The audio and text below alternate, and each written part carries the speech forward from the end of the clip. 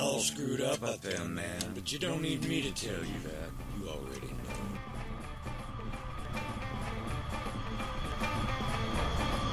Welcome to Deep Americana. That again for me about your records and your things, because I covered that. Absolutely.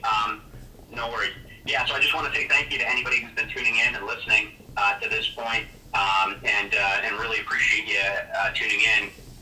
If you'd like to learn any more about Llnnll Records, the record label that we're building to help prop up indie artists and get them a platform without having to sell their soul and sell the rights to all their music in the way that the big labels will demand, you can learn more about that at llnnll.com, L-L-N as in Nancy, N-L-L.com, L-L-N-N-L-L.com. And if you'd like to learn more about Viday, the app that I'm building to help you organize and get more productivity out of every day of your life, and improve virtually any skill you'd like to improve, you can learn more about that at VIEDAY.com, which stands for Review and Improve Every Detail About Yourself. VIEDAY.com, Viday. Yo, I'm Ray Carney. This evening I'll be interviewing Crates over business, over his media company through Llnnll Records, creative processes, how he feels about what's going on with COVID and the lockdown, and also we'll touch on the stock market. Let's Great. Yeah, go for it. Well, let me just introduce myself a little bit too. Thanks. Yeah. So my name is Craig Dade. I'm a little bit of a self-made entrepreneur. I run a couple of businesses. I have a international retail business I built from the ground up that has about 37,000 fans on Facebook. I also have a media company that does internet marketing and custom app development, serving all different size clients. I've worked on hundreds of contracts for lots of small and medium-sized businesses, but also really big names like Morgan Stanley, Oppenheimer Funds, Subway Restaurant, PricewaterhouseCoopers, Gardner, McKinsey & Company, and a lot of other mega caps and big corporations as well. Lately, I've been working a lot on a couple of projects in-house that I have. One of them is my little indie record label, Llnnll Records, which is something that I'm very passionate about. I think it's an opportunity to use technology to make it easier for indie artists to get a much larger share of the proceeds of their art and their work, which I think is super important, because right now 91% of all music is owned by 4 big brands, and those 4 big companies take pretty much all the profits out of the hands of the artists. The other big project I'm really stoked right now is something that I'm calling Viday. View and improve every detail about yourself, and it's a productivity type app that combines some daily affirmations and life coaching along with time logging and a couple of the things to really make it easy to get your life in order and get more out of every day, and some mindfulness journaling and questions at the beginning and end of every day, and all that's free. Just something that I'm kind of producing that it's based on a system that I've been doing for months myself that I've gotten a lot of value out of, and I'm hoping that other people will get a lot of value out of that too. Okay. So I'm sure you can tell I get a lot of irons in the fire, and then of course, it bears mentioning, I shouldn't leave this one out because it's super important too, that there's another project that I've worked with you, Ray, on, which is something that's been a long time in the making, for a couple of years now, and probably will take a couple more years before it gets to where we'd like it to go. But that is Phantasmagoria, which is a 3-act rock opera, kind of reimagining Dante's Divine Comedy, and Ray's contributed some really phenomenal character art and storyboards and things like that, which I think ultimately will help us put together a series Bible. And I've come at that a lot of different ways, but I think at this point, the right way to do it is to get that series Bible together and pitch it to Netflix or Hulu or something like that, and then we can do it a lot more. Oh yeah. So you got tons of irons in the fire there. Okay, that's good. Yeah, keep busy. That's you do. I keep busy, not quite as busy, but pretty busy. With that, let's get into this. So I'm going to start this a little differently, and I want to ask you, Crates, why would you want to help somebody? I know you've helped quite a few people. What does that do for you personally, or even Yeah, so I think it's a great question, I am curious. I want to hear more from you as well about where that comes from. But first, let me just give you an answer. I firmly believe, and I've told this to a lot of other people, and I've kind of encouraged other people to follow the same concept, that you're not on this earth or in this life or in this body, living every day for your own sake. And I'm not here for my own sake. My life is not about me, and your life is not about you. Right. Which is a very, very strange concept. It's a very foreign concept to most human beings, because I think from an evolutionary standpoint, we evolved to be selfish. It's those selfish genes, being able to really hunt and to, survival of the fittest has evolved us to be very competitive. And I think that most of our geopolitical structure and our economic structure and the way the stock market works, all of that, is really based on us being hyper-competitive with each other, every man for himself. But I think we're also learning as a species now, really starting to awaken and learn that there is much more to life than just me, and being selfish and just trying to do for yourself.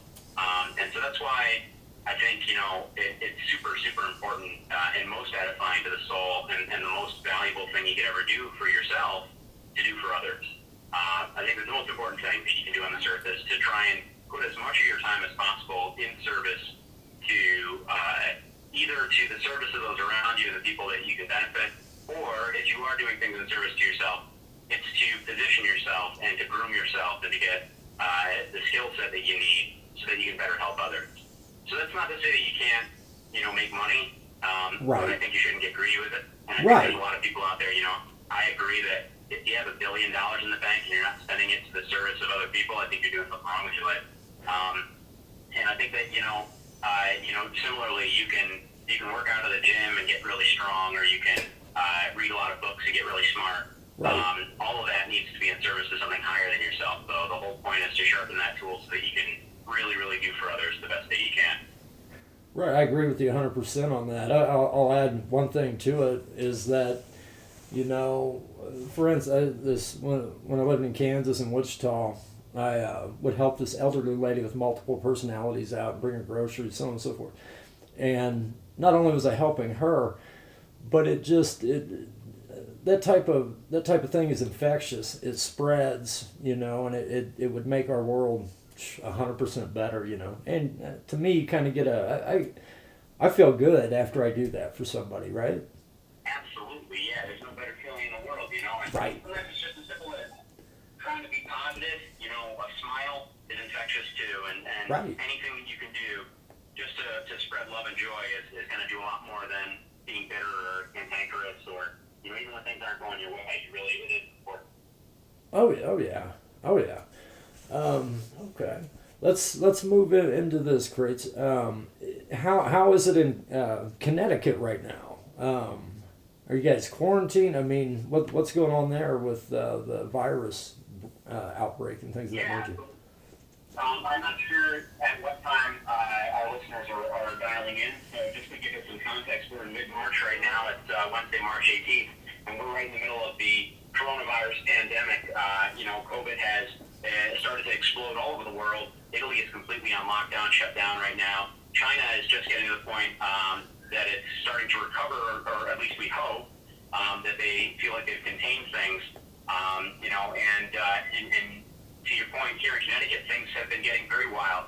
I think for those of us who are listening or who are dialed in right now and it's current, you may be aware that the biggest hotspots you have right now are in Washington and New York, around New York City. Of course, it's a very populous area, and it's also, where a lot of international transit takes place.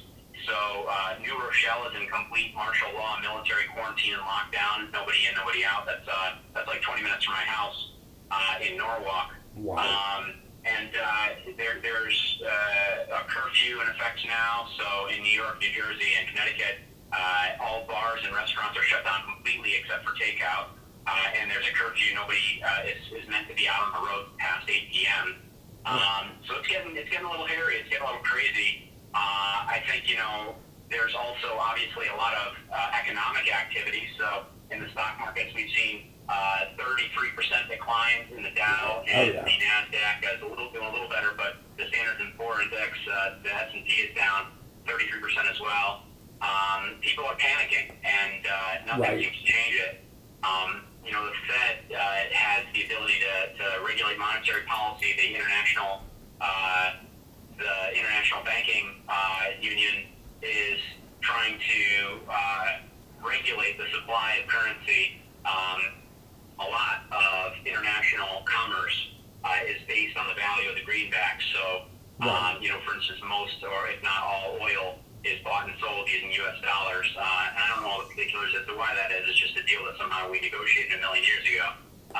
So if the value of the dollar plummets, that's not good for anybody. But at the same time, the only tool that the Fed has right now is something they call quantitative easing, as well as lowering the prime basis rate. And so that's what's happening right now. And it's a very scary thing if you're tuned into finance, because you've got the prime lending rate is down to 0%. What that means is that the federal government is willing to essentially give money to anybody who wants it at no interest, which means that the biggest banks who can get that 0% rate can essentially print money. And on top of that, they are relaxing or eradicating the reserve limit. We have a fractional reserve lending system, which means that for every bank that lends out $1 million, they have to have $100,000 in reserve.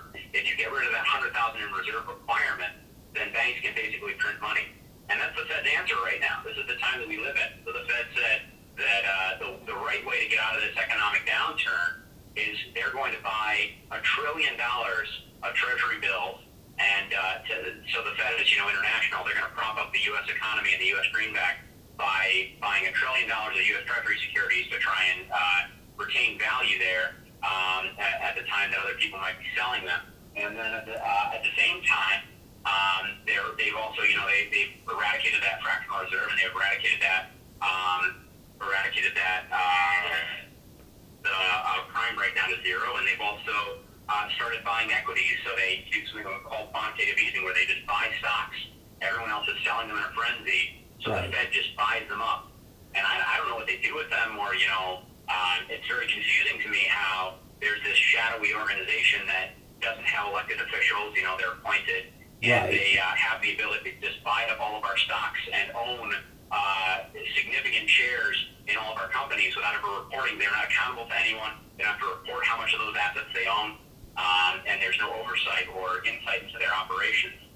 So all of that is scary stuff. It's definitely very strange, and it could be completely unprecedented. It's possible that this is the beginning of the end for America. We may have jumped the proverbial shark yet. Yeah, I was going to say that is terrifying. Didn't even realize that myself. So essentially we come out of this at the other end with these shadowy companies owning everything. Yeah, and it's not just that, because these guys, the Fed, they already have literally trillions of dollars and all the power in the world. Right. So, that's not even what scares me the most. I think the biggest concern that I have in terms of the real concrete impact on the way of life for you and I and the average American who might be listening to this, the real concrete impact is mainly that when they pump trillions of dollars into the economy, into the economic system, they're essentially printing that money out of thin air. And what that means is if there's $6 trillion in the monetary supply now, they pump $2 trillion more into it, that means that, the price of everything, literally everything, will go up by at least 25% almost overnight. Right, So, it'll hike everything. If you have cash, you might as well put it into silver or gold or stocks or something, because your cash is going to become a lot less worth what it is today very soon. Do you think that it's a good time to buy stocks right now since everything is so low? I don't, and I'll tell you why. What's up? I think a lot of people, have compared this to the 2008 financial crisis, and it's a really good, maybe example, because in 2008, when Lehman Brothers went underwater, as a huge bank that was underwriting a big, significant portion of the economy and their loans and things like that, it's like if you can imagine that all of the United States is an organism. We basically chopped off one of its legs, and it was hobbling around after that. Right. And so what that caused is all major markets fell by roughly 50%. And so that's kind of what people have compared this to. The markets have been tanking for 3 weeks. but they have fallen harder and faster than any other time in history. And I've been saying for a while now, and so has some significant people in the finance industry, like Ray Dalio owns Bridgewater Associates. It's very close to where I live here in Connecticut. It's over in Westport, about 15 minutes away from where I live. And I actually really enjoy what he's written. I've read his book Principles a couple of times, and I read his blog a lot because he's got a really good take on finance, and he didn't get to where he is without having a really good head to that. So Dalio's been calling for months and months now, or years even, saying that the market's peaked, it's overvalued, and it's going to plummet. And in fact, he put his money where his mouth is. So this guy, back in November, placed a $1.5 billion bet, $1.5 billion bet back in November, wow, that the markets would tank more than they ever had before by the end of March. And now we're here, right? So I look at that, you know, he has made, while everybody else is losing trillions of dollars in aggregate, Dalio has padded his losses by at least $15 billion by making that really, really dangerous and risky play back when he did, because he knew something that nobody else was listening to, which is that it took coronavirus to pop the bubble, but we were in a huge bubble of overvalued overvalued equities, overvalued stocks after the longest bull run market in the history of the United States, 12 or 11 years of nonstop growth. In the last 5 years alone, on average, equities have grown by 30% a year, which basically means that if you invested money in the stock market back in 2014 very religiously, you have quadrupled your money by now. And that is just not sustainable, and it's not realistic, and it doesn't have its foot in reality. So I think that the reason, to answer your question, the reason why I would not invest now is, A, people are comparing this to 2008, and in 2008, the value of the markets fell roughly 50% before they recovered. So I would look at that as 45% is probably the right time to buy in. Got a little more to go. I'd look for the S&P below maybe 2,100, and similarly the Dow as low as maybe 18.5 before you start buying back in, and I think that would be a good time to start considering it. But that doesn't mean you can't make money in these markets. right, For me, last week and also earlier this week, I was buying put options, which basically says I think the market's going to continue to tank, and if it does, I will be able to sell 100 shares of the SPX, which is the trades against the Standard & Poor's, which is just the market index. Not any specific stock. I just said I think the whole market's going to tank, and I want the ability to sell it at a certain price. Today alone, that play may be $1,500. So, there are definitely things that you can do in this market if you think it's still going to slide.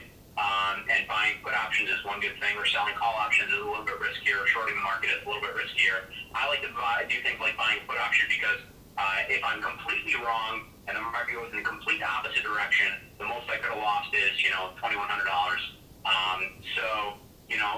It's good to do your investments in a way where there's a floor, a limit to how much you could lose, or the downside is what they would call it. There's options out there. But one thing that I would recommend is, if it does drop to 45%, then take your cash, put it in stocks, because we're going to see some serious hyperinflation happening, right, which is a huge decline in the value of the U.S. dollar. At the same time as the stock market will immediately skyrocket back up to unforeseen levels, or if not immediately, it'll happen in the next year or two, if we're basing it on historic measures. So if there was ever a time to reliably double your money, now is that time. cool. I think you've laid that out pretty nicely there, Greats. Okay, so I'm going to move into something that's a bit more positive here, is that, I think I read, I don't know if it was earlier today, I'm pretty sure it was, that we've cured a few people from AIDS. Have you heard much about that? No, I hadn't heard anything about that. Yeah, Tell me about it. that's flying. A lot of things are flying under the radar right now. That was announced a few months ago that I think they had a cure for AIDS, and I forget where I've read this at, but I've seen it on quite a few things. But I believe it was earlier today or yesterday. I don't know a lot of the specifics to it. I know I am seeing a lot of commercials about medications for people that have AIDS or HIV or things of that nature, to where they're not transferring that, which I think is hopefully a positive there as well. How did Yeah, that's huge. so that that's a really good thing. So you generally work from home, correct? That's right. Yeah, I work from home pretty much all the time. Okay. And I know you have quite a family there. You have a baby and things like that. How do you Yeah. how do you occupy your time and things of that nature? I mean, No, it's a great question. I think this is a subject I'm really passionate about, and it's part of the reason why I'm putting together this app to help people really analyze their time. Good. I have a couple of what I call keystone habits, and I didn't make that term up. It's just something I got from some other really smart people. Cool. But I think there's a handful of keystone habits that you can do that will dramatically improve your efficiency and your organization ability. And so one of them is, for instance, I got this one from Benjamin Franklin. It's also practiced by Seneca the Younger, one of the old Stoic philosophers. Practiced by, highly recommended by Peter Drucker, really big business guru. Wrote a lot of great books on the subject of being really productive. Tim Ferriss also recommends this one, and that is that every day you simply write down specifically what you're doing and when. That sounds crazy, right? Like, it's so simple. It's stupidly simple. But very, very few people that I've discussed this with do this.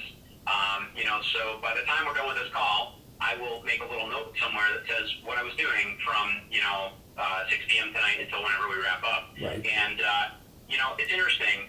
A lot of people get really, really anal retentive about tracking how they spend their money. And some of those people get really, really rich. Because if you start at a very young age on budgeting and tracking and investing your money very prudently, you can make boatloads of money. That wasn't me, and I've only really started to get serious about that very recently.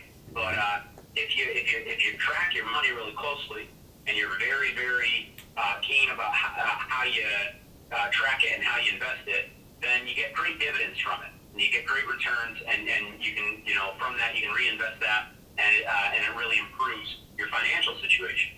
So it's just common sense, although I think most people don't do this, that if you log how you spend all of your time, then simply by virtue of tracking that, you have a real opportunity to make better use of it. Well, doesn't it kind of make, when you're tracking these things, doesn't it kind of, to me, because I do a little bit of that, but it seems like you're almost can be achieving like minute goals, hour goals, things of that nature as well, in a way. Yeah, so I don't, I do that to a degree, and I don't try to do it on a daily basis. So let me tell you the way that I used to do this previously. Okay. And I apologize if it sounds like I'm eating something, because I'm just choking down a Quest bar here. That's okay. No worries. So I used to say, like, I'm going to wake up at 6 a.m. and then I'm going to go and I'm going to work out until 6:30, and then I'm going to go and I'm going to take a shower until 7, and then I'm going to go and I'm going to do piano practice until 7:30, and then I'm going to go and sit down and do some journaling until 8 o'clock, and and so on and so on and so on. Right. And I have tried that method. I can't even tell you how many times before. It never, ever, ever works for me. It just never works. And I know there are some people out there who can do that very reliably, and every president, for instance, has a very finite and fixed schedule all day, every day, and I think every Fortune 500 CEO, or most of them, have very, very explicit, specific, schedules like that. For me, somebody who has not been very organized all the time before, that just didn't work for me. So here's what I did instead of that. I started off by just saying, this is what I'm doing. Today from 8 till 8:30, I got up and I got dressed. From 8:30 until 9, I spent time with my daughter, who's 1 year old. From 9 to 9:15, I was checking the stock market before it opened so that I could make some plays if I wanted to. From 9:15 until 10, I did piano practice. And then I got started with one of my main contract clients. and worked on that for most of the rest of the day until you and I started talking. So, I think just writing that down first off and then categorizing it tells me how I'm doing, and then I take that and I put it into a spreadsheet. And I know most people aren't going to do that, and that's why I'm working on an app to make it really easy to track this stuff and to visualize it. But by putting it in a spreadsheet, I can see, how much time I've spent on, total time I've spent in front of the television set, total time I've spent on my work-related goals, my career, time I've spent with my family, time I've spent practicing and refining my music, time that I've spent doing household chores, time I've spent organizing my life, including logging time. I put that in under organization, or reviewing my budget for time or money. Time I spent doing fitness stuff, working out, time I spent socially engaging with people, time I spent self-educating. I make that a big priority every week. Time I spent creating original content, so I really started blogging a lot. I'm going to be doing some video journaling soon too, because I think creating and leaving a trail of original content is a great way to attract a following, just like this podcast, but also to know what was at a given time. And then I also allocate time each week to research and charity. Research to open up doors and unblock any obstacles that I have in the work that I'm planning, and charity because I think that some of your week should just go to things outside of yourself. So yeah, like you said, there are goals that I have, not on a daily basis. It's totally okay if I fail to do any of those categories for a day or two in a row. Right. But then I track what my plan is, what I'm aiming to do before the end of the week. And I try to make sure, and I have a little meter that says this is how much I have left to do in every category for me to feel like I've really done the right percentage per week of each item. And I graph all of that, and I've got some great charts that show me, visually how that all looks. And what was the name of this app again? Yeah, so I'm building this into, right now I'm doing it all with like Excel spreadsheets and notepads and pen and paper in some cases. So I've been doing a lot of this right now with a system that isn't really easily portable to everybody else. What I'm translating that into now is an app called Viday, Viedday. I set the little placeholder site at Viday.com and a little, an early framework for that app at app.viday.com. Nothing really there to see yet, but it's an acronym, rhymes with Friday, and it stands for View and Improve Every Detail About Yourself. Oh, excellent. But also the word, what's that? I said excellent. Yeah, and also the word vi means to struggle towards superiority. So the thing that you're doing every day is to get better. Right. Cool. That sounds excellent, man. This is what you were telling me about months and months ago, I imagine. Yeah. So I've been working on this for a while, and I've had a lot of people giving me like alpha feedback.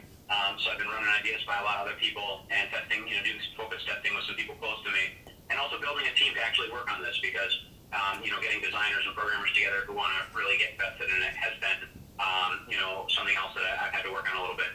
But that's one of the big, things, and I have some other affirmations and concepts that I'm baking into that so that when you use the app, you'll actually get smarter about how you manage your time and learn little tips and tricks about how to optimize your day. Another one that's really good is called habit bunching. And what that means is that you do two things at once so that you get extra value out of both.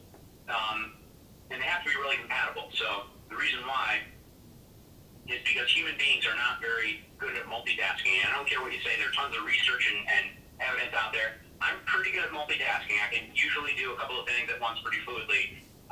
But for the most part, people are really, really bad at it. And usually if they do two things at once, at least one of them suffers, and that's me included. So you have to have habits that are super compatible. And a good example is if you're going to be watching your favorite episode on TV and you have to fold laundry, you can fold laundry while you're watching TV. Right. Another good example is for over a couple of years now, every time I'm on the John, I'm reading a book.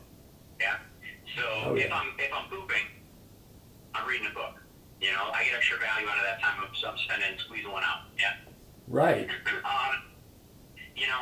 Those are some examples. If you have a long commute, you can listen to an audiobook while you're on that commute. Or if you have a train commute, you can read on a Kindle like I do on a train. So those are really important things you could be doing to try and reclaim what I would call 0 hours. And that's based on a philosophy from productivity communities I've kind of used before, where they say you should have no 0 days, which means you should never have a day without some output to show for it. I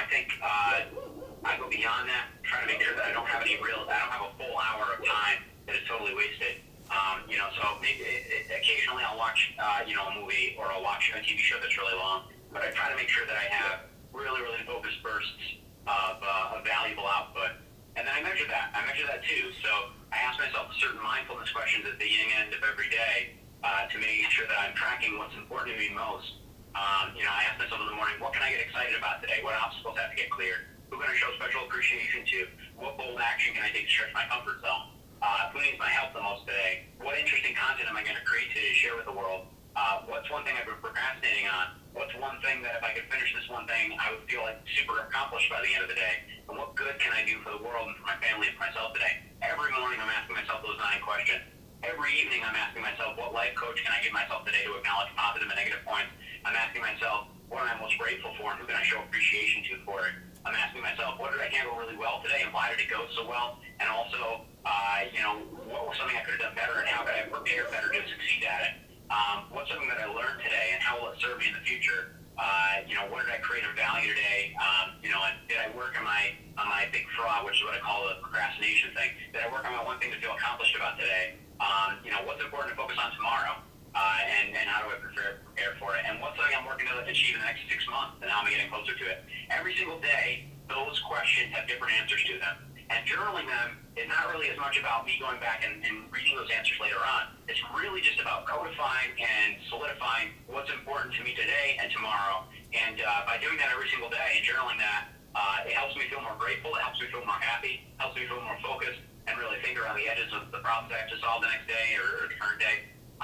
So all of those things, you ask, how do I do it all? How do I run multiple businesses? How do I make time for my family? I work from home because I don't want to lose time in my commute, and because I want to be able to do things with my family right before I go to work and right over my lunch break and right after I get out of work. So, and the type of work that I do, the indie record label that I operate, it takes me to music festivals where I've been going for well over a decade, almost 2 decades now. It's been my primary source of leisure time is concerts and music festivals.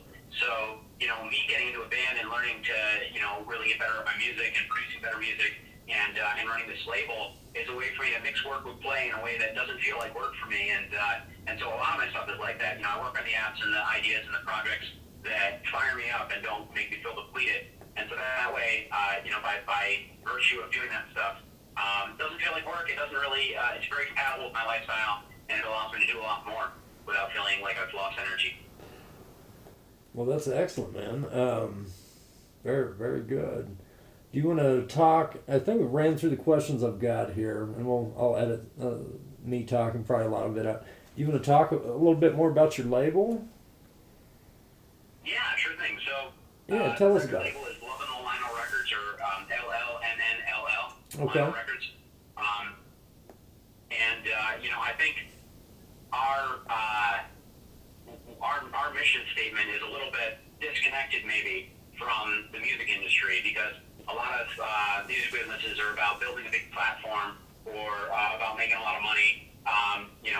We have said our mission statement is to live joyously, passionately, humbly, and compassionately, and always lead by example. And that's kind of, a very different departure from even the music industry at large. Our goal in building a platform at all of artists and fans and community is to help artists that are creating art that's of value to humanity and to society to continue to build that art and to get a platform for it. And all of that is in service to spreading love and light and good things. We don't want anybody on our label who exclusively is, or even partially, we don't want the type of people, there are a lot of people in popular music these days making music about waking up and brushing your teeth with a bottle of Jack Daniels, right, or about getting as drunk as you possibly can, right, or about spending all your money on rims, and or about disparaging people of a particular race or right. background, or that's religion, awesome, or disparaging people, disparaging women. And so right. We want to really, music is hypnosis, it's trance, it programs the mind. Yeah. And so recognizing that, we're looking to make music that uplifts people and helps them be better and to improve, and that's really what we're all about. That's amazing. That's actually super amazing to hear that, because there is too much music that's going, straight into ethnocentric behavior, straight into just tons of stuff that why do we even highlight that? You know what I mean? Just too many negatives. And I believe that's in my opinion where we need to be at with like I don't know, and I think you share the same sentiment, is that whenever you're creating something, like me, I work on paintings, illustrations, things of that nature, and when I'm working on a painting, there's generally a narrative behind that that is explaining, not necessarily, maybe explaining, but kind of talking about, things within our culture that need to change, if that makes sense. Well, thank you. No worries. Yeah, so I just want to say thank you to anybody who's been tuning in and listening to this point, and really appreciate you tuning in. If you'd like to learn any more about Llnnll Records, the record label that we're building to help prop up indie artists and get them a platform without having to sell their soul and sell the rights to all their music in the way that big labels will demand, you can learn more about that at llnnll.com, LLN as in Nancy, NLL.com, LLNNLL.com. And if you'd like to learn more about Friday, the app that I'm building to help you organize and get more productivity out of every day of your life and improve virtually any skill you'd like to improve, you can learn more about that at VIEDAY.com, which stands for Review and Improve Every Detail About Yourself, VIEDAY.com, Friday. And if you'd like to learn more about everything else that I'm doing, because I've got a lot of other stuff going on, I have a blog that I share posts on at blog.cr8s.net, blog.crates.net. Well, thank you very much. That would conclude our interview with Crates. Thank you.